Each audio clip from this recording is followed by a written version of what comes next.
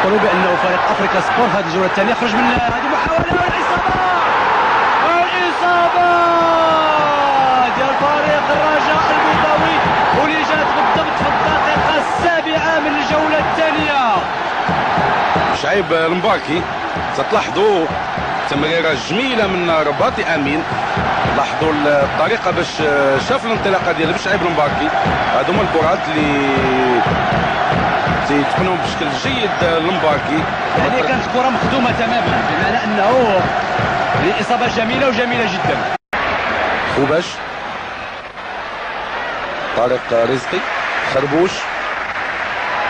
مقابله جميله قيم بين اللاعبين ديال فريق الرجاء البيضاوي. ما كاينش هناك خطا. شعيب المباركي امام جوج ديال اللاعبين. شعيب المباركي يتمكن من المراوغه مرار ولكن هناك ارمومن. هدف جميل ديال ارمومن. هدف جميل. هدف الخلاص. كنقولوا بانه هدف الخلاص لانه ما بقاش كثير حوالي 7 ديال الدقائق حتى 8 ديال الدقائق باحتساب الوقت بدل الضائع. والاصابه الثانيه لفريق الرجاء مجهود كبير قام به المباركي ولكن حتى الطريقه باش سجل طريقه جميله من طريقه ديال اللاعبين الكبار. هذا الواقع. ولاحظتي الطريقه باش تسجل يعني كان واقف كيشوف الكره.